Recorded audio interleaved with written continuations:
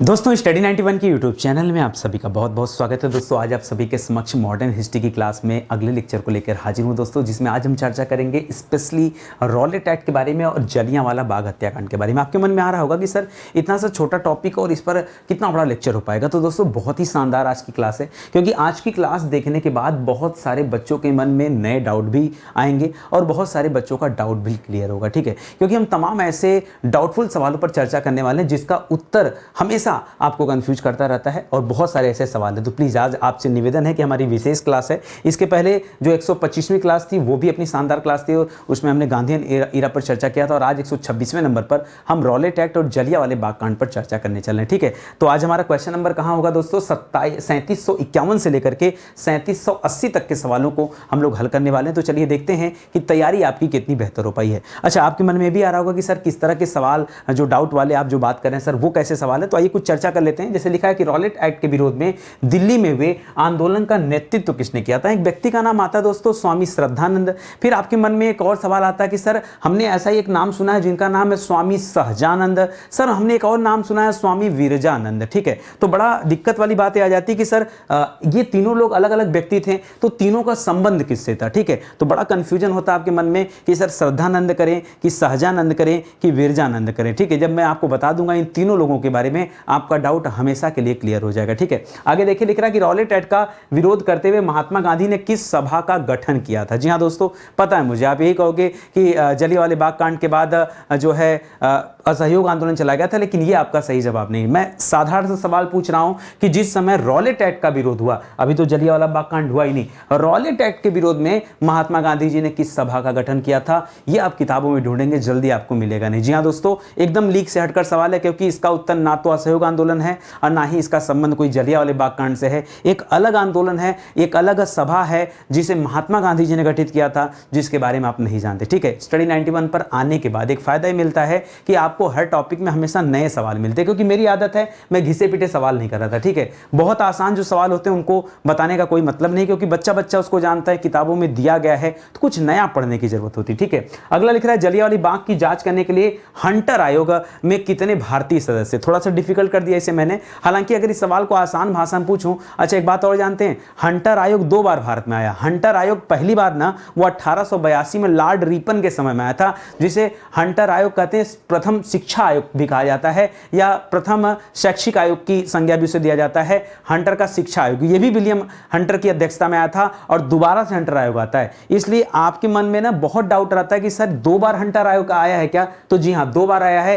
पहली बार Lord Ripon के शासनकाल में आया था। ठीक है, उस समय शिक्षा व्यवस्था की जांच करने के लिए आया था। बाद में दोस्तों जलियांवाले बाग कांड की जांच करने के लिए आया, यहां पर मॉन्टेग्यू ने बुलाया था। मॉन्टेग्यू उसमें भारत सचिव थे। ठीक है, तो इस तरह के डाउटफुल सवाल आज मिलेंगे आपको। ठीक है, आगे देखिए, लिख रहा है जलियांवाले बाग के विरोध में वायसराय की कार्यकारिणी परिषद से किसने इस्तीफा दिया? देखिए, जब जलियांवाला बाग कांड हुआ तो देश में तमाम नेताओं ने, जिन्हें अंग्रेजों ने अलग अलग उपाधियां दिया हुआ था, किसी को सर की उपाधि दिया है, किसी को कैसर हिंद की उपाधि दिया है, किसी को नाइटहुड की उपाधि दिया, तो तमाम लोगों ने अपनी उपाधियों को वापस लौटाया। ठीक है, उसी में दोस्तों ये सवाल भी आता है कि ये उस समय गवर्नर जनरल की कार्यकारिणी परिषद में रहते थे। गवर्नर जनरल को वायसराय कहा जाता था, और वायसराय की जो कार्यकारिणी परिषद होती थी उस कार्यकारिणी परिषद के सदस्य थे, और वहां से इन्होंने इस्तीफा दे दिया। बहुत बड़ी बात थी। ठीक है, वहां एक तो आम भारतीय पहुंच नहीं पाते थे और ये वहां से इस्तीफा दिए थे। ठीक है, जलियांवाले बाग की जांच के लिए दोस्तों कांग्रेस ने किस जो है आयोग का गठन किया था? ठीक है, तो कांग्रेस भी आयोग का गठन किया था, उसकी अध्यक्षता कौन कर रहा था? ये इंपॉर्टेंट सवाल है। लिख रहा कांग्रेस जांच समिति की रिपोर्ट का प्रारूप का कार्य जो किसने किया है, ये बताइए। ठीक है,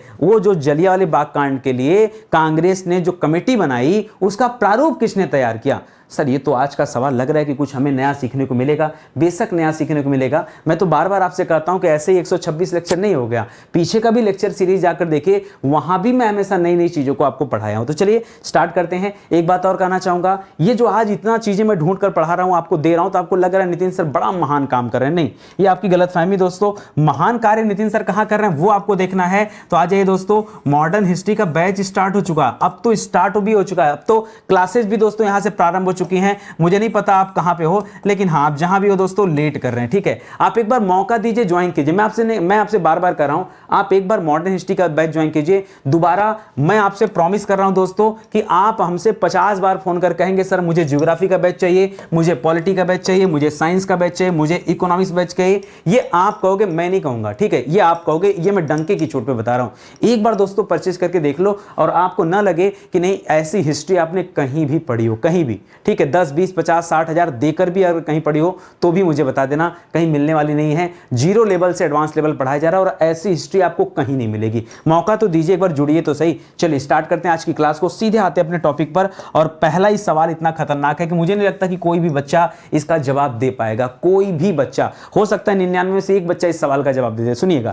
126वां लेक्चर है, 3751 से 3780 तक के सवाल हैं। रॉलेट एक्ट और जलियांवाला बाग हत्याकांड जो था उससे संबंधित सवालों को करेंगे। पहला सवाल आपकी स्क्रीन पर है, लिख रहा भारत में बढ़ती हुई क्रांतिकारी गतिविधियों को कुचलने के लिए रॉलेट समिति जो बनी थी, क्या बनी थी दोस्तों? रॉलेट समिति बनी थी। और रॉलेट समिति किसकी, इसकी अध्यक्षता कौन कर रहे थे दोस्तों? बताइए, रॉलेट समिति जो बनी थी ये इसकी अध्यक्षता कौन कर रहे थे? तो याद रखेगा सर सिडनी रॉलेट। क्या नाम था इनका? सर सिडनी रॉलेट नाम था, जिन्होंने क्या बनाया था? रॉलेट एक्ट बनाया था, ठीक है। और उनके सुझाव पर कौन सा एक्ट पारित किया गया? उस एक्ट का नाम क्या? मुझे पता बच्चा ही कह रहा होगा कि सर उस एक्ट का नाम है रॉलेट एक्ट। मुझे नहीं जानना है, मुझे उसका विस्तृत नाम जानना है दोस्तों। तो याद रखिएगा उसका नाम क्या था, सुनिएगा मैं लिख दे रहा हूं, एनार्किकल। क्या नाम था दोस्तों?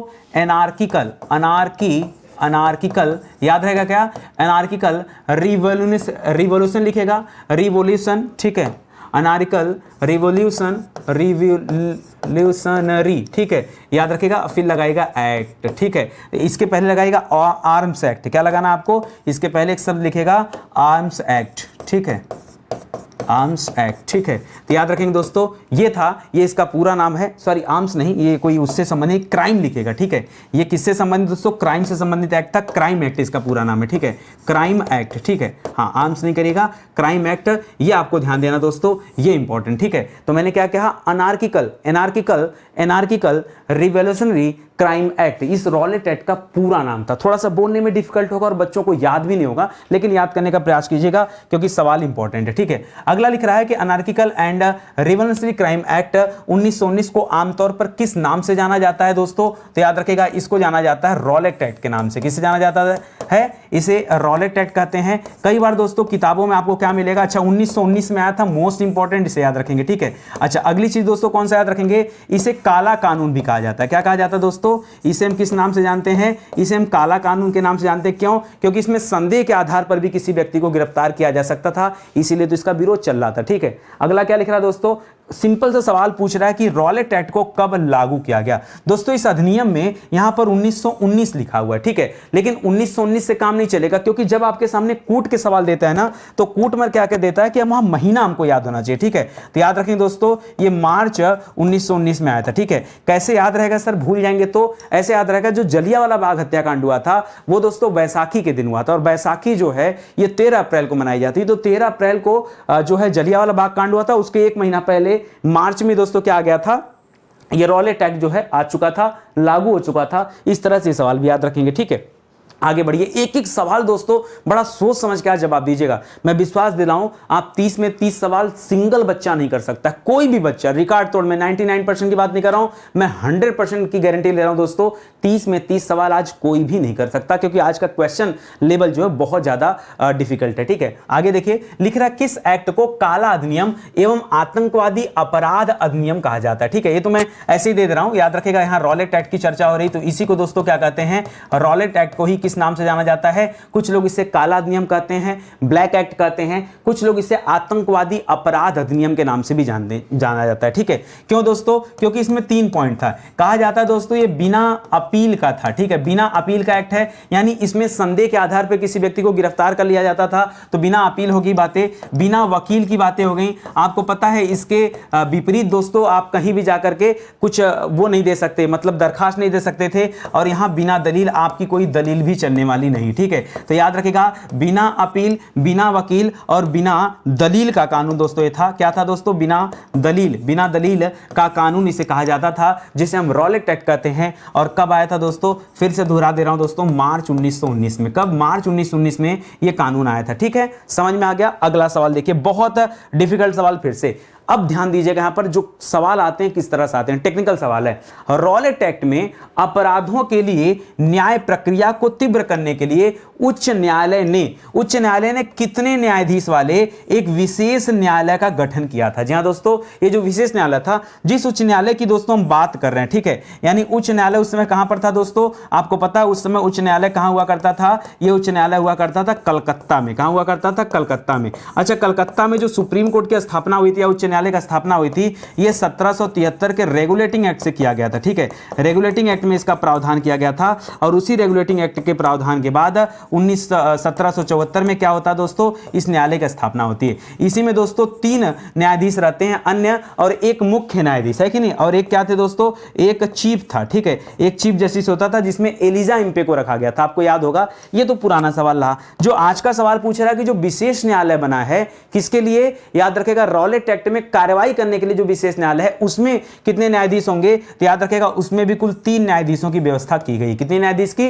कुल 3 न्यायाधीश की व्यवस्था। अगला सवाल जरा सुनिए, लिख रहा है ये जो विशेष न्यायालय है, इसके निर्णयों के विरुद्ध कहां अपील की जा सकती थी? मान लीजिए किसी को यहां से जो है न्याय नहीं मिला, क्या वो इसके विपरीत कहां जा सकता था? तो देखिए, आप पीछे की बात करेंगे तो ये जो बड़ा वाला जो सुप्रीम कोर्ट बना था ना, लोग इसके भी अगर विपरीत जाना है तो लोग प्रीवी काउंसिल इंग्लैंड जाते थे, वहां शिकायत दर्ज करते थे। लेकिन पहली बार ऐसा हुआ था कि रॉलेट एक्ट के थ्रू जो ये न्यायालय काम कर रहे थे, ठीक है, इनको विशेष पावर दिया गया था, इनके विरुद्ध कहीं भी अपील नहीं होती थी, ठीक है। तो याद रखेंगे, इनके विपरीत कहां जा सकता है व्यक्ति? तो याद रखेगा, कहीं भी नहीं। कहां पर?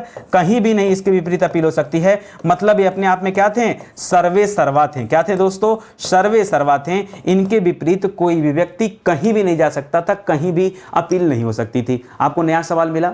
नया सवाल मिला कि नहीं? चलो आ जाओ, आगे बढ़ते हैं। अगला सवाल देखिएगा क्या कह रहा है। अगला लिख रहा है, रॉलेट एक्ट में किस आधार पर व्यक्तियों की गिरफ्तारी होती थी? दो चीजें थी दोस्तों यहां पर, याद रखेगा, संदेह के आधार पर। किस आधार पर दोस्तों? संदेह के आधार पर व्यक्तियों की गिरफ्तारी हो जाती थी। किसी के ऊपर भी अगर अंग्रेजों को शक लगा कि व्यक्ति जो है क्रांतिकारी गतिविधियों में संलिप्त है या अंग्रेजों के खिलाफ कोई काम कर रहा है, तो उसे तुरंत गिरफ्तार किया जा सकता था बिना संदेह के, ठीक है। दूसरा पॉइंट क्या दिया गया? संदेह भी नहीं था और बिना वारंट की गिरफ्तारी। जी हां दोस्तों, सबसे बड़ी चीज थी कि बिना वारंट गिरफ्तारी। अब बिना वारंट गिरफ्तारी अगर होगी तो सिंपल सी बात है, बिना वारंट गिरफ्तारी, ठीक है। यानी किसी भी तरह की किसी वारंट की आवश्यकता नहीं है, बिना वारंट के संदेह के आधार पर व्यक्तियों को गिरफ्तार कर लिया जाता था। तीसरा पॉइंट था दोस्तों, किसी भी समय किसी स्थान की तलाशी ली जा सकती थी। किसी भी समय किसी स्थान की तलाशी ली जा सकती थी। दोस्तों ये सब प्रावधान थे, इसी वजह से लोग इसका भारत में विरोध कर रहे थे, ठीक है। क्योंकि संदेह के आधार पर ऐसे देखेंगे तो भाई अंग्रेज सभी को गिरफ्तार कर सकते थे, क्योंकि उनकी मंशा यही थी, ठीक है। लिख रहा, रॉलेट एक्ट के विरोध में दिल्ली में हुए आंदोलन का नेतृत्व किसने किया था? यहीं पर दोस्तों मैं आपको आपके सवाल का उत्तर दूंगा। देखिए यहां पर जिस व्यक्ति की हम बात करते हैं उनका नाम है स्वामी श्रद्धानंद। क्या नाम दोस्तों? याद रखेंगे, स्वामी श्रद्धानंद नाम है। क्या नाम है? स्वामी श्रद्धानंद नाम है, ठीक है, याद रखेंगे। ये दिल्ली में दोस्तों जाकर इन्होंने जामा मस्जिद से भाषण दिया, ठीक है। जामा मस्जिद से जाकर के दोस्तों इन्होंने भाषण दिया था, ठीक है, और लोगों को जागरूक करने का काम किया था। और इन्होंने दोस्तों, स्वामी श्रद्धानंद ने ही आगे दोस्तों लगान न देने का जो आंदोलन चलाया था, लगान न देने का आंदोलन। तो सवाल ये भी आता है कि लगान न देने का आंदोलन ये किस नेता ने चलाया था? ठीक है, आर्य समाजी नेता थे, नाम था स्वामी श्रद्धानंद, ठीक है। आगे दोस्तों आप पढ़ेंगे ना तो स्वामी श्रद्धानंद की हत्या कर दी जाती है। और ये हत्या किसने किया था दोस्तों? ये हत्या किया था अब्दुल राशिद नामक व्यक्ति ने, ठीक है, अब्दुल राशिद नामक व्यक्ति ने। दोस्तों मामला तब और ज्यादा संगीन हो जाता है जब महात्मा गांधी जी इस अब्दुल राशिद को मेरे भाई कहकर संबोधन करते हैं। ठीक है, तो दोस्तों ये थोड़ा सा एक कटु आलोचना वाली मामला है। जब आप इतिहास पढ़ेंगे तो मैं आपको पूरी चीजें बताऊंगा, फिलहाल आपको यही याद रखना है। अच्छा सर, ये रॉलेट एक्ट के विरोध में यानी 1919 में जाकर के ये भाषण दे रहे हैं, और इनकी मृत्यु कब होती, इनकी हत्या कब होती दोस्तों, तो याद रखेंगे इनकी हत्या हुई है दिसंबर 1926 में। कब हुई दोस्तों, दिसंबर 1926 में। अच्छा सर ये तो ठीक है, पीछे आपने एक और नाम लिया था, स्वामी सहजानंद। ठीक है, स्वामी सहजानंद की बात कब आती है दोस्तों, जब आप पढ़ते हैं अखिल भारतीय किसान सभा। ठीक है, भारत में अखिल भारतीय किसान सभा की स्थापना दोस्तों किसने किया था, तब आप पढ़ते हैं दोस्तों 1936 ईस्वी में। कब, देखिए 26 में इनका देहांत हुआ है और 36 में दोस्तों ये अखिल भारतीय किसान सभा का गठन करते हैं। ठीक है, उसमें भी कब दोस्तों, तो अप्रैल याद रखेगा, अप्रैल 1936 में स्वामी, इनका नाम क्या दोस्तों, इनका नाम है स्वामी सहजानंद। क्या नाम है, दोनों अलग अलग व्यक्ति हैं, याद रखेगा, ये स्वामी सहजानंद है। क्या है, स्वामी सहजानंद जी हैं। ठीक है, तो इसको याद रखेगा। एक और नाम आता है आपके मन में, स्वामी विरजानंद। ठीक है, ये विरजानंद कौन थे, तो आपने दयानंद सरस्वती का नाम सुना था ना, जिन्होंने 1875 में आर्य समाज की स्थापना किया था। ठीक है, तो उनके शिष्य थे। ठीक है, उनका नाम क्या था, उनका नाम विरजानंद था, तो याद रखेंगे। तो विरजानंद अलग व्यक्ति हैं, स्वामी सहजानंद ये जो अखिल भारतीय किसान सभा का संस्थापक माने जाते हैं। 1936 में अप्रैल में दोस्तों इन्होंने स्थापना किया है। और स्वामी श्रद्धानंद वो हैं जो जाकर के ये भाषण देते हैं, लगान न देने का आंदोलन चलाते हैं, और रॉलेट एक्ट के विरोध में दोस्तों दिल्ली में इन्होंने अपना प्रदर्शन किया। दिल्ली में चांदनी चौक जो दोस्तों वहीं पर इनका आवास था, वहीं पर इन्हें गोली भी मारी गई थी। ठीक है, अगला सवाल देखिए, दिल्ली के जामा मस्जिद से हिंदू मुस्लिम एकता पर भाषण किसने दिया था, तो क्या बताएंगे दोस्तों, वो स्वामी श्रद्धानंद ही थे। कौन थे दोस्तों, स्वामी श्रद्धानंद जी ही थे जिन्होंने हिंदू मुस्लिम एकता पर दोस्तों भाषण दिया था। याद रखेंगे, कहां से, दिल्ली के जामा मस्जिद से चलकर,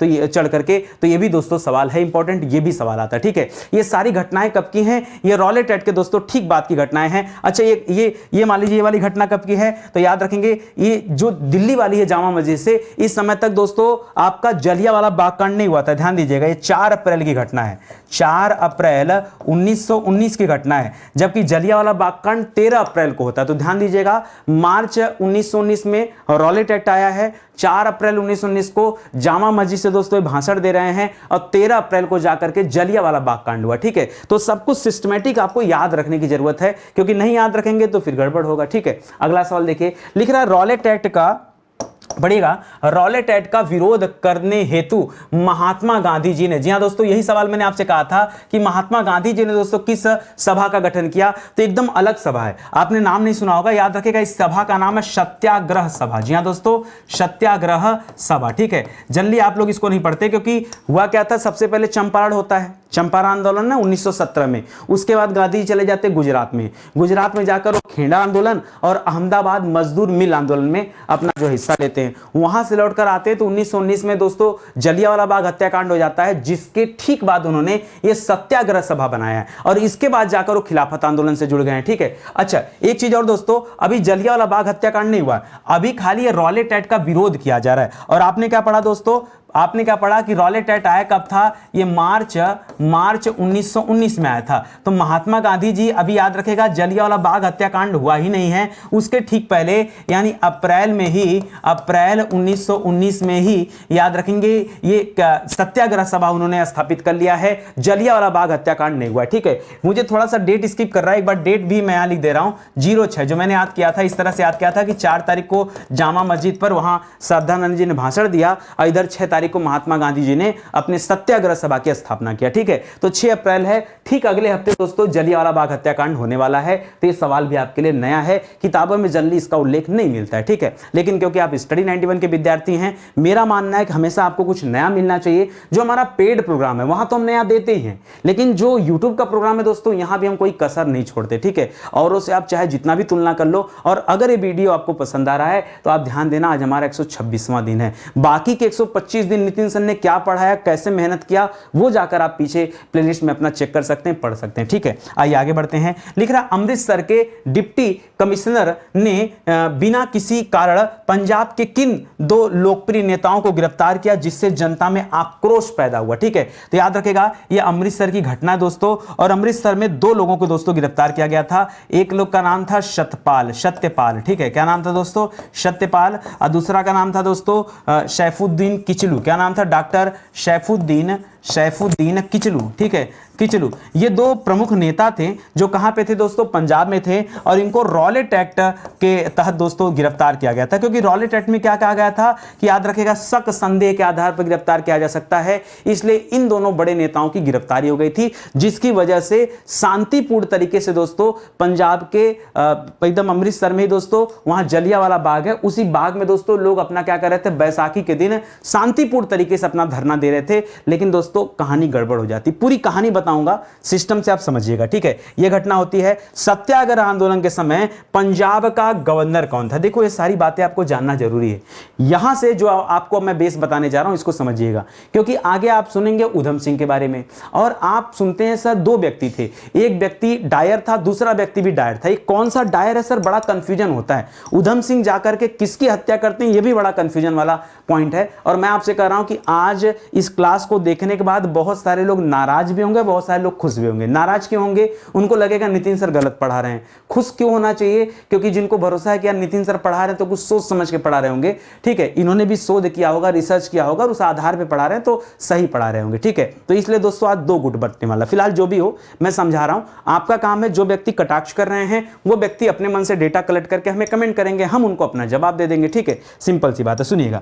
सत्याग्रह आंदोलन के समय पंजाब का गवर्नर कौन था। सत्याग्रह आंदोलन मतलब क्या दोस्तों, ये जो लोग कहां आए थे दोस्तों, जो लोग अमृतसर में सत्याग्रह कर रहे थे बैठकर जलियांवाले बाग में, ठीक है, जो या फिर जो इतनी घटनाएं चल रही थी उस समय पंजाब का गवर्नर कौन था, तो उसमें पंजाब का जो गवर्नर था उसका नाम है माइकल ओ डायर। जरा नाम ध्यान से पढ़िएगा। ठीक है, क्या नाम है दोस्तों, इसका नाम है माइकल ओ डायर। क्या नाम है दोस्तों, Michael O'Dwyer. Michael O'Dwyer कौन दोस्तों, ये पंजाब का गवर्नर है। मैंने आपको भी बताया था दोस्तों, आगे जो अधिनियम आते हैं उसमें प्रावधान किया जाता है कि जो अलग अलग प्रांत है उन प्रांतों के भी गवर्नर बनाए जाते हैं। हालांकि पूरे भारत का जो गवर्नर जनरल था वो वायसराय बन चुका है। ठीक है, इसलिए छोटे छोटे प्रांतों को डील करने के लिए अलग अलग गवर्नरों की नियुक्ति की गई थी। ठीक है, ये गवर्नर दोस्तों उसी वायसराय और जो भारत सचिव होते थे उनके निगरानी में होते थे। तो उसमें पंजाब का गवर्नर था माइकल ओ डायर। ठीक है, चलिए आगे बढ़ते हैं, अगला सवाल सुनिए। लिख रहा है कि जनता के आक्रोश से बौखलाकर, ठीक है, सरकार ने अमृतसर का नियंत्रण किसे दे दिया। ये किस सरकार की बात कर रहा दोस्तों,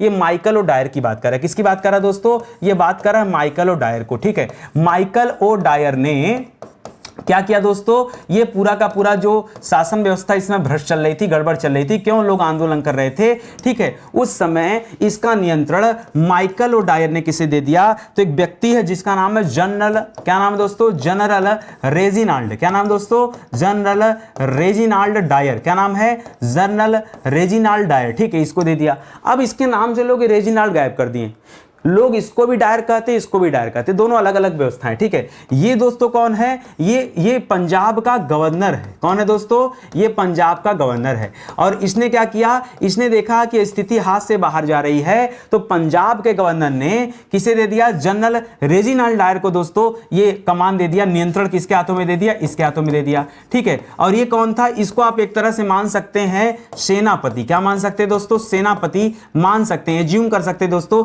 इसको आप ये समझिएगा। ठीक है, मतलब उस समय सेना जो है एक तरह से क्या था दोस्तों, लीडर था सेना का, जो ब्रिटिश सेना थी उसका लीडर था। ठीक है, जनरल रेजिनाल्ड डायर। ठीक है, जैसे हमारे यहां कभी गड़बड़ होता तो पीएससी बुलाया जाता है, पीएससी ना, उसी तरह का दोस्तों काम यहां पर होता है। अब देखिए आगे क्या घटना होती है।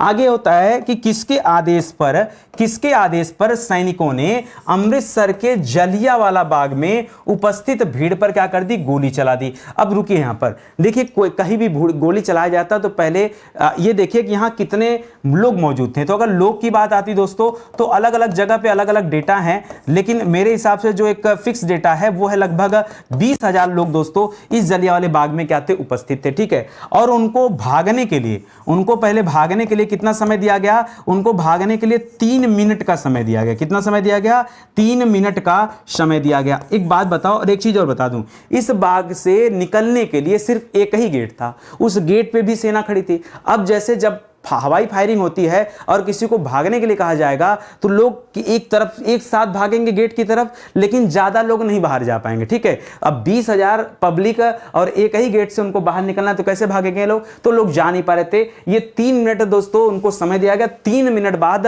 भीड़ पर ही गोली चला दी गई। कहा जाता है कि उस पार्क में एक कुआं भी था। ठीक है, उस कुएं में लोग जान बचाने के लिए कूदने लगे और वो कुआं लोगों से पट गया, भर गया। आप कल्पना करो कितने लोग जान बचाने के लिए इस कुएं में कूदे होंगे, जो नीचे वाला होगा वो कैसे बच पाएगा बेचारा। ठीक है, तो ऐसे हालात थे। अब देखिए यहां पर 2 बातें आती हैं दोस्तों, किसने गोली चलवाई और किसके आदेश पर चलवाई। तो किसने गोली चलवाई, अगर इसकी बात आती है, सुनिएगा ध्यान से, कंफ्यूज मत होइएगा, जो समझा रहा हूं समझिएगा, इसीलिए मैं बार बार बोल रहा हूं कि आप अभी हमसे लड़ाई करने वाले हो। ठीक है, सुनो, किसने गोली चलवाई, अगर सवाल ये आता है तो भैया जो सेना जिसके अंडर में है गोली तो उसने चलवाई, तो इसका नाम क्या है, general Reginald Reginald Reginald Dyer ने चलवाई। किसने चलवाई दोस्तों, जनरल रेजिनाल्ड डायर ने क्या किया था दोस्तों, यहां पर गोली चलवाया। ठीक है, एक बात। दूसरा बात दोस्तों, आदेश किसका था, तो जाहिर सी बात है बॉस का आदेश रहा होगा कि यहां पर क्या किया जा सकता है। ठीक है, यानी आदेश किसका हो सकता है दोस्तों, तो याद रखेंगे माइकल ओडायर। ठीक है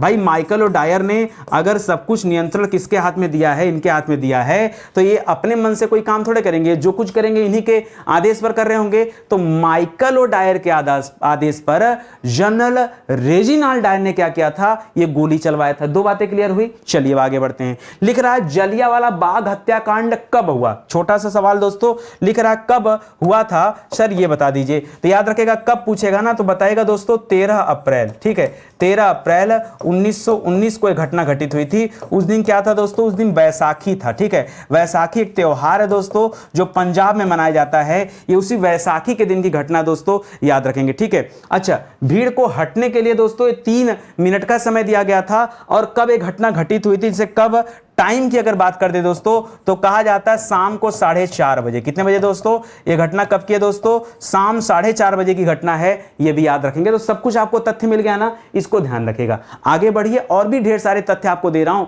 जहां से आपको लगेगा कि वाकई नितिन सर की क्लास में आने के बाद हमें बहुत कुछ नया सीखने समझने को मिला है। ठीक है, ध्यान दीजिएगा दोस्तों, स्टडी 91 के प्लेटफॉर्म से कई सारी किताबें लॉन्च की गई हैं, आप मौका दीजिए, जुड़िए। जो इंसान यूट्यूब पर फ्री में इतना अच्छा पढ़ा सकता है, वो इंसान अपने पेड प्रोग्राम में, अपनी किताबों में क्या काम करता होगा, ये तो ज्वाइन करने के बाद ही पता चलेगा। ठीक है, ये हमारा हेल्पलाइन नंबर है, किसी तरह की दुविधा है, समस्या है, आप कांटेक्ट कर सकते हैं। ठीक है, सीधे सवालों पर आते हैं और जो रिदम बना है पहले उसको मेंटेन करते हैं। ठीक है, सुनिएगा, लिख रहा है जलियांवाला बाग हत्याकांड के विरोध में गांधी जी ने कौन सी उपाधि लौटा दी। ठीक है, ये जलियांवाला बाग हत्याकांड कब हो गया दोस्तों, तो आपने एकदम तिथि अच्छे से याद कर लिया कि याद रखेंगे सर 13 अप्रैल को 1919 में, और कितने बजे दोस्तों, शाम को 4:30 बजे घटना घट जाती है। ठीक है, शाम को 4:30 बजे ये घटना घटती है, सर याद हो गया। अब लिख रहा महात्मा गांधी जी ने कौन सी उपाधि यहां पर लौटा दिया, तो महात्मा गांधी जी को दोस्तों कैसर हिंद की उपाधि मिली थी। क्या मिली थी, अंग्रेजों ने महात्मा गांधी जी को कैसर हिंद की उपाधि दिया था, वो उपाधि महात्मा गांधी जी ने इस जलियांवाला बाग हत्याकांड के बाद क्या कर दिया, लौटा दिया। अच्छा, उसका तिथि क्या है सर, देखिए ये घटना घटी अप्रैल में, और इन्होंने जो लौटाया है वो कब लौटाया दोस्तों, ये अक्टूबर 1919 में लौटाया। कब लौटाया दोस्तों, अक्टूबर 1919 में ये लौटाया। इस सवाल को भी आपको याद रखना है। ठीक है, अगला पढ़िए, लिख रहा है जलियांवाला बाग हत्याकांड के विरोध में रविन्द्रनाथ टैगोर ने दोस्तों कौन सी उपाधि लौटा दी। ठीक है, अब रविन्द्रनाथ टैगोर जी के पास भैया देखो यहां 2 उपाधि थी, और मैंने बहुत रिसर्च किया, हमको अलग अलग जगह पे 2 डेटा मिला। कुछ जगह पे मिला कि इन्होंने अपनी सर की उपाधि लौटा दी, सर। ठीक है, और कुछ जगह पे मिला कि इनके पास एक और उपाधि थी, नाइटहुड की उपाधि। क्या थी दोस्तों, नाइटहुड की उपाधि, ये भी लौटा दी। ठीक है, तो दोस्तों यहां पे मैं थोड़ा सा परेशान था, मैंने बहुत शोध किया कि इसके फाइनल कंक्लूजन पर जाऊं और आपके लिए एक अच्छा सा उत्तर लेकर आऊं, लेकिन मुझे उत्तर मिला नहीं। क्यों, तमाम इतिहासकार और बड़े बड़े इतिहासकार, कुछ लोग मानते हैं सर की उपाधि, कुछ लोग मानते हैं नाइटहुड की उपाधि। तो भैया ऐसे में गुप्ता जी को आप जानते हैं कि गुप्ता जी हमेशा क्या करते हैं, स्टार लगाते हैं और अपने बच्चों से निवेदन करते हैं कि बेटा एक काम करो, दोनों याद कर लो। परीक्षा में ऐसे सवाल देगा नहीं, देगा तो क्या होगा, ये सवाल कैंसिल होगा और प्रश्न जो है कोर्ट में जाएगा, फिर जो होता है आपको अच्छे से पता, ठीक है। इसलिए परेशान होने की जरूरत नहीं है। हाँ, आप अपनी जानकारी के लिए दोनों याद कर लो, दोनों अच्छे हैं, क्योंकि अब बड़े बड़े इतिहासकार कहते हैं तो उन पर क्या कटाक्ष किया जाए बताइए, एक दो कहते हैं तो समझ में आता, ये चीजें हैं तो इनको ध्यान दीजिएगा। ये मैं स्पेशली रविन्द्रनाथ टैगोर जी की बात कर रहा हूं। एक बात और, जब मैं इसका शोध कर रहा था तो मुझे एक दो लाइन और पढ़ने को मिला। ये रविन्द्रनाथ टैगोर जी ये उपाधि लौटाना नहीं चाहते थे, ठीक है, लेकिन महात्मा गांधी जी ने बड़ा प्रेशराइज किया इन्हें, ठीक है, कि देखो सम्मान की बात है, ठीक है, भारतीयों की बात है, अगर हम लोग अपनी उपाधियों को, अपने मेडल को वापस नहीं करेंगे तो ये विरोध नहीं नजर आएगा, ठीक है, इसलिए वापस किया जाए। तो जो मैंने पढ़ा ना, वहां मुझे लगा कि मानसिक रूप से दोस्तों रविन्द्रनाथ टैगोर जी पर महात्मा गांधी जी ने दबाव बनाया, तब जाकर इन्होंने वापस किया, ये अपनी इच्छा से नहीं वापस करना चाहते थे, ठीक है, इसको भी याद रखेगा। इस तरह से रविन्द्रनाथ टैगोर की अगर मंशा देखी जाए तो पहले भी इस तरह की कुछ थी। आपको याद होगा जब बंगाल विभाजन हुआ था तो स्वदेशी आंदोलन चल रहा था, उस स्वदेशी आंदोलन में लोग क्या कर रहे थे, लोग बहिष्कार कर रहे, तो कपड़े वगैरह जला रहे थे, ठीक है, उस समय भी, हालांकि उस समय तो इनका स्टेटमेंट नहीं आता है, और बाद में दोस्तों ये जब असहयोग आंदोलन चलता है तो इसके बाद भी इस तरह की चीजें होती है। तो कई बार दोस्तों रविन्द्रनाथ टैगोर के मुख से एक बातें आई हैं सामने, जो लिखा हुआ मिलता है कि रविन्द्रनाथ टैगोर जी कहते थे कि ये सब निष्ठुर बर्बादी है, मतलब इस तरह से वस्त्रों को जलाना, स्कूल को छोड़ना और सरकारी नौकरी छोड़ना, त्यागना, ये सही नहीं है। इस तरह से उनकी थोड़ी सी मेंटलिटी थी। तो मुझे जो पढ़ने के दौरान चीजें आई हैं नजर, वो आई हैं। जब आप हमारे फाउंडेशन बैच में आएंगे तो वहां पर बहुत विस्तार से चर्चा होगा, तब इत्मीनान से एक दो वीडियो में इसकी चर्चा किया जाएगा, ठीक है। अभी फिलहाल इतना ही आपके लिए काफी है, आगे बढ़िए। लिख रहा है जलियांवाला बाग हत्याकांड की जांच के लिए किसकी अध्यक्षता में एक आयोग का गठन किया गया, तो याद रखेगा यहां पर दोस्तों बना है हंटर कमीशन। क्या बना दोस्तों,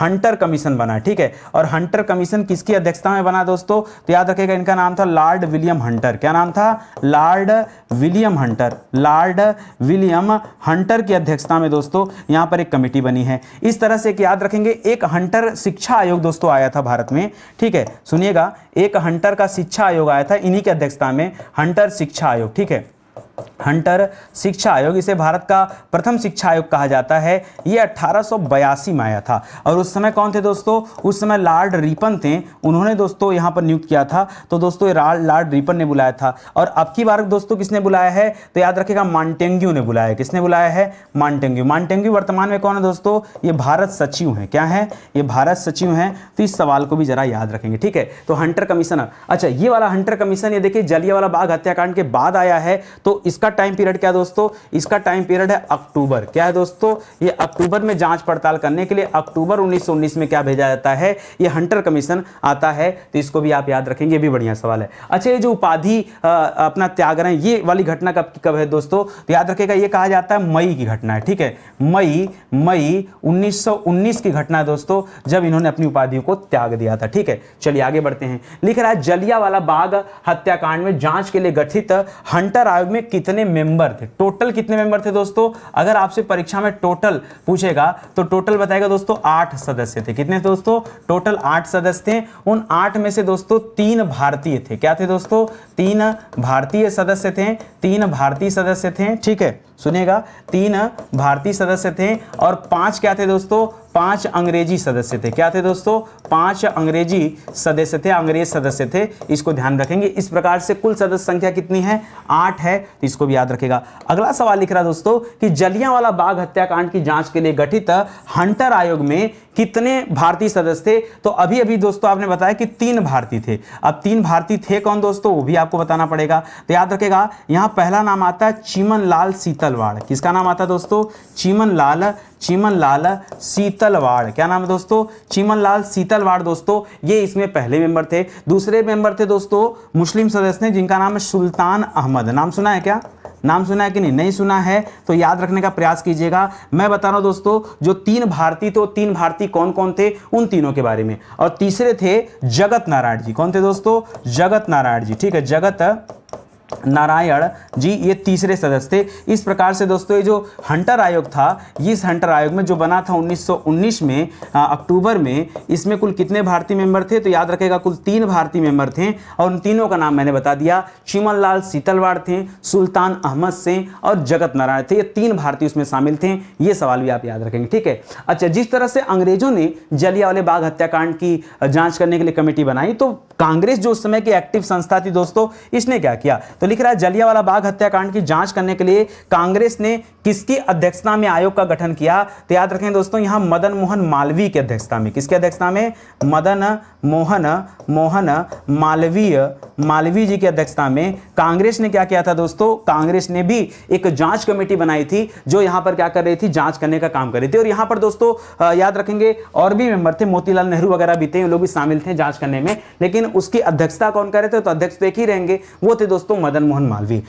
अगला लिख रहा है कांग्रेस द्वारा गठित आयोग में मदन मोहन मालवीय के अलावा और कौन कौन लोग इसमें शामिल थे? तो याद रखेगा इसमें कुल इसमें भी देखिए कई सदस्य थे, तो इसमें मोतीलाल नेहरू वगैरह भी थे, उसको भी याद रखेंगे। मोतीलाल नेहरू थे, महात्मा गांधी थे, ठीक है, तो ये लोग भी शामिल थे, ठीक है। तो लिख लीजिए यहां पर मोतीलाल नेहरू जी थे, ठीक है, मुख्य रूप से, प्लस दोस्तों महात्मा गांधी जी थे, ठीक है, महात्मा गांधी जी थे। ये लोग मिल करके ये जलियांवाला बाग हत्याकांड की जांच कर रहे थे, ठीक है। लिख रहा है रॉलेट एक्ट में, रॉलेट एक्ट किस वायसराय के कार्यकाल में पारित हुआ था? तो ये तो बड़ा सिंपल सा दोस्तों, ये उस समय लॉर्ड चेम्सफोर्ड था। कौन था दोस्तों?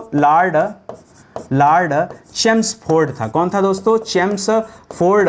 ये क्या था दोस्तों? उस समय का वायसराय था। अगर मैं उसकी बात कर लूं, कार्यकाल की बात करूं दोस्तों, तो 1916 से लेकर के 1921 ईस्वी तक दोस्तों ये क्या रहता है? वायसराय रहता है, ठीक है। अच्छा, उस समय दोस्तों भारत सचिव कौन था? ये सवाल आ जाए तो भारत सचिव, तो याद रखेंगे भारत सचिव का नाम था मॉन्टेग्यू। क्या नाम था दोस्तों? मॉन्टेग्यू। याद रखेगा, इन्हीं दोनों लोगों ने मिलकर के मॉन्टेग्यू चेम्सफोर्ड सुधार लाया है, उसको भी आप याद रखेगा। आ रही बात समझ में? चीजों को ध्यान दीजिए और बहुत इंपॉर्टेंट ये प्रश्न श्रृंखला है, इसको याद रखिएगा, ठीक है। आगे बढ़िए। लिख रहा है रॉलेट एक्ट के विरोध में किसने लगान ना देने का आंदोलन चलाया? तो पीछे आपको बताया था दोस्तों स्वामी श्रद्धानंद। क्या नाम था दोस्तों? अब गलती नहीं करेंगे ना, अच्छे से पढ़ा दिया हूं, ठीक है। क्या नाम था? स्वामी श्रद्धानंद जी ने लगान न देने का ये चलाया था, ठीक है। और याद रखेंगे दोस्तों, इन्होंने ही जामा मस्जिद से जाकर के हिंदू मुस्लिम एकता पर, जामा मस्जिद से जाकर के हिंदू मुस्लिम एकता पर क्या किया था?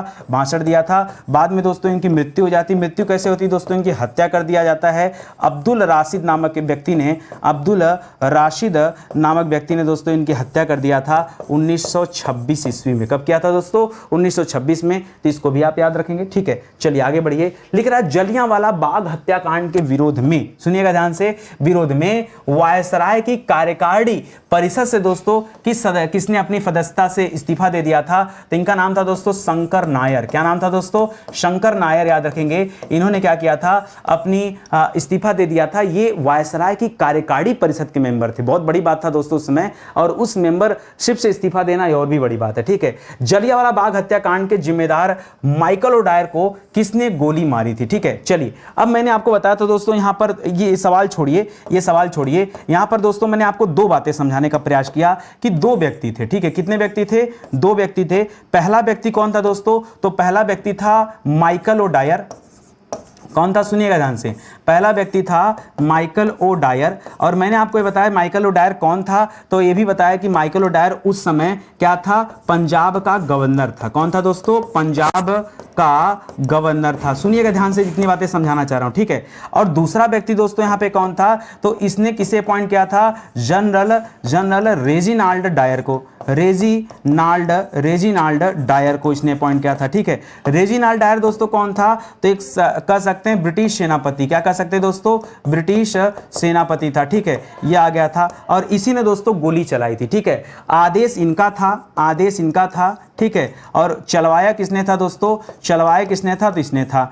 दोस्तों अगर मैं दोनों लोगों की अलग अलग बात करूं तो जरा ध्यान से सुनिएगा जो मैं आपको समझाने चल रहा हूं। ये रेजिनाल्ड डायर जिसने गोली चलवाया था दोस्तों, ये याद रखेंगे, ये जुलाई 1927 में ही दोस्तों इसकी मृत्यु हो गई थी। 1927 में ही इसकी मृत्यु मृत्यु हो गई थी, इसको ब्रेन हैमरेज हो गया था। क्या हो गया था दोस्तों? ब्रेन हैमरेज हो गया था, जिसकी वजह से क्या हो गया था, इसका मृत्यु पहले ही हो गया था। आप समझ गए ना। अब जो दूसरा व्यक्ति बचता है, ठीक है, पेन का कलर यहां चेंज कर दे रहा हूं। अब जो दूसरा व्यक्ति बचता है माइकल ओडायर, इस माइकल ओडायर को जाकर के मार्च 1940 में, कब दोस्तों? मार्च 1940 में जाकर के उधम सिंह नामक व्यक्ति ने कहां पर दोस्तों? लंदन में जाकर के एक हाल है वहां पर, उसका नाम है कैक्टोस हाल। क्या नाम है दोस्तों? कैक्सटोन हाल, कैक्सटोन हाल, ठीक है। इस कैक्सटोन हाल में जाकर के क्या कर देता? गोली मार देता है। तो सवाल यह आता कि उधम सिंह ने हत्या किसकी की है? तो क्या बताएंगे? माइकल ओडायर की, ठीक है। अब जिन्हें नहीं पता है वो समझते हैं जनरल डायर को गोली मारा, नहीं, जनरल डायर ब्रेन हैमरेज से मर गया था, ठीक है। ये आप बाकायदा सर्च कर सकते हैं, पढ़ सकते हैं। देखिए आज कई सारे ऐसे सवाल थे जहां हो सकता है आपके मन में डाउट हो, लेकिन एक बात बताइए, आपके हिस्से की मेहनत मैं कर रहा हूं, ढूंढ मैं रहा हूं, तो याद करने का काम करो ना, फोकस रखो याद करने पर, फोकस पीएचडी पर मत रखिए। जितना पीएचडी करना हम करते हैं, आपका काम है तथ्यों को याद रखना कि कितना हम याद कर सकते हैं, ताकि सुपर डुपर हिट तरीके से हमको चीजें समझ में आ जाएं। समझ में आ गई इतनी बातें ना, इसको ध्यान में रखिएगा। अगला सवाल क्या लिख रहा है दोस्तों, पढ़िएगा। जलियांवाला बाग नरसंहार पर कांग्रेस जांच समिति, वही जांच समिति जिसकी अध्यक्षता कौन कर रहा था? मदन मोहन मालवीय जी, ठीक है। अभी आपने पीछे पढ़ा कि ये जो कमेटी बनी थी, इसकी अध्यक्षता किसको सौंपा गया था? तो याद रखेंगे मदन मोहन मालवीय जी को, मदन मोहन मालवीय जी को, ठीक है। इसके अलावा इसमें सदस्य कौन थे? तो हमने पढ़ा महात्मा गांधी जी भी थे और मोतीलाल नेहरू भी थे। सवाल क्या कह रहा है कि इसका जो रिपोर्ट था, उस रिपोर्ट का प्रारूप किसने लिखा अपने हाथों से दोस्तों, किसे सौंपा गया? तो याद रखेंगे महात्मा गांधी जी को सौंपा गया, ठीक है। किसे सौंपा गया दोस्तों? महात्मा गांधी जी को दोस्तों ये सौंपा गया है। तो ये सवाल भी याद रखेंगे। ये सब बेहतरीन सवाल हैं और जल्दी आपको मिलते नहीं, और इस तरह के अगर कूट बनकर या कथन कारक बनकर दोस्तों ये सवाल आने शुरू हो जाए ना, तो अच्छे अच्छे लोगों की हालत खराब हो जाएगी, क्योंकि लोग जानते नहीं, इसलिए जवाब भी सही ढंग से नहीं दे पाएंगे, ठीक है। आगे बढ़िए। अगला सवाल दे रहा है कि जलियांवाला बाग हत्याकांड के दोषी लोगों को बचाने के लिए ब्रिटिश सरकार ने हंटर आयोग की रिपोर्ट से पहले कौन सा बिल पारित किया था? देखो एक बात तो है, ये हंटर आयोग ना बस खाली दिखावे के लिए आया था। सब कुछ तो अंग्रेजी सरकार के नियंत्रण में था और उनके परमिशन से ही चल रहा था, ठीक है। ये सब केवल दिखावे के लिए था कि हम एक हंटर आयोग भेज रहे हैं जिसमें हम भारतीय सदस्य भी रखेंगे, ताकि लोगों के अंदर एक सहानुभूति जागृत हो सके कि नहीं, अंग्रेज हमारे ऊपर ठीक ढंग से शासन कर रहे हैं। इसके पहले दोस्तों एक अंग्रेजों के द्वारा एक बिल आया था जिसका नाम था इंडेमिटी बिल। क्या नाम था दोस्तों? Indemnity bill. और मतलब पहले से प्री प्लान डिसाइड था कि क्या होना है। होना यह था कि जो माइकल ओडायर था उसको बुलाया गया और उसको कहा गया कि तुम इस्तीफा दे दो, ताकि भारतीय लोगों की नजरों में सरकार क्या हो जाए, अच्छी बन जाए। देखिए भारत में भी ऐसा होता है, कभी मान लीजिए कहीं ब्रिज गिर गया, ठीक है, तो एक आदमी इस्तीफा देकर के उस पूरे मामले को शांत करा देता कि चलो उसका चीप खत्म हो गया, और लोग कहते हैं हाँ हाँ चलो बहुत बढ़िया कर दी सरकार। लोगों का जिसका जान गया वापस आ जाएगा क्या? नहीं। यहां जो कुछ हुआ वो सही हो जाएगा क्या? नहीं। हम अपनी गलतियों को इतनी आसानी से भूल नहीं सकते, ठीक है। या सरकार की गलतियों को इतनी आसानी से भूलना उचित नहीं है, ठीक है। मान लीजिए देश में कहीं भी कोई भी घटना दुर्घटना हो, क्या एक व्यक्ति के इस्तीफा देने से कुछ हो सकता है? कुछ नहीं हो सकता। क्या वो व्यक्ति दोबारा उस तरह के कारनामे नहीं करेगा? बिल्कुल करेगा, ठीक है। उसको क्या फर्क पड़ता है, ठीक है। इससे काम नहीं चलना चाहिए, कुछ बड़ा होना चाहिए, ठीक है।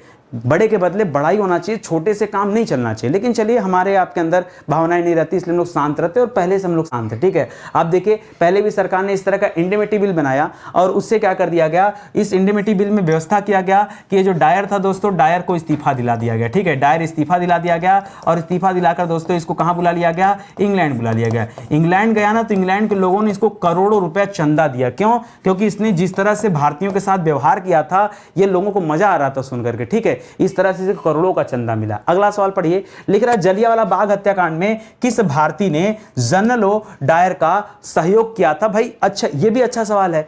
हमारे अपने ही लोगों ने हमें लूटा है, वो आप हर जगह देख लीजिए। चाहे आप बात कर लीजिए दोस्तों भगत सिंह के फांसी की, वहाँ भी दोस्तों चीज़ें थी। चाहे आज़ाद जी की बात कर लीजिए, वहाँ भी हमारे साथ गलतियाँ हुई हैं। और यहाँ भी, यहाँ व्यक्ति कौन दोस्तों? याद रखेंगे व्यक्ति है जिसका नाम है हंसराज है। इस हंसराज ने क्या किया था दोस्तों? इस जलियांवाले बाग हत्याकांड में जनरल डायर का क्या किया था दोस्तों? जनरल डायर मतलब general Reginald Dyer. O Dyer मतलब क्या है? सीधे सीधे यहाँ लिखिए, जनरल रेजिनाल्ड डायर। क्या नाम है दोस्तों? जनरल रेजिनाल्ड डायर जो था दोस्तों, उसका सहयोग किया था इस हंसराज नामक व्यक्ति व्यक्ति ने, और तब चीजें खराब हुई थी। ठीक है, जलियांवाला बाग हत्याकांड में किसने राय बहादुर की उपाधि लौटा दिया? तो दोस्तों मैं आपको कहूंगा ये जलियांवाले बाग, कई किताबों में मैंने पढ़ा, किताबों में दिया था जलियांवाले बाग हत्याकांड, फिर जब मैंने बढ़िया सोर्स का इस्तेमाल किया तो मुझे पता चला कि यहां जलियांवाला बाग हत्याकांड नहीं होना चाहिए, यहां होना चाहिए असहयोग आंदोलन। ठीक है, क्यों? क्योंकि अगर हम जिस व्यक्ति की यहां बात करने जा रहे हैं, ये इन्होंने असहयोग आंदोलन के दौरान ये राय बहादुर की उपाधि लौटाया था, और इनका क्या नाम था दोस्तों?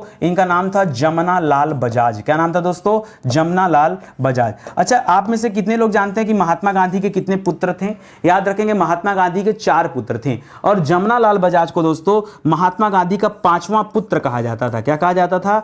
महात्मा गांधी का पांचवां पुत्र कहा जाता था। क्यों दोस्तों? महात्मा गांधी के साथ निपटती थी, जमती थी, सब याद रखेंगे। ठीक है, आगे चल के दोस्तों आप पढ़ेंगे इनके बारे में, तो इन्होंने दोस्तों भारत में चरखा संघ की स्थापना किया। क्या स्थापना किया दोस्तों?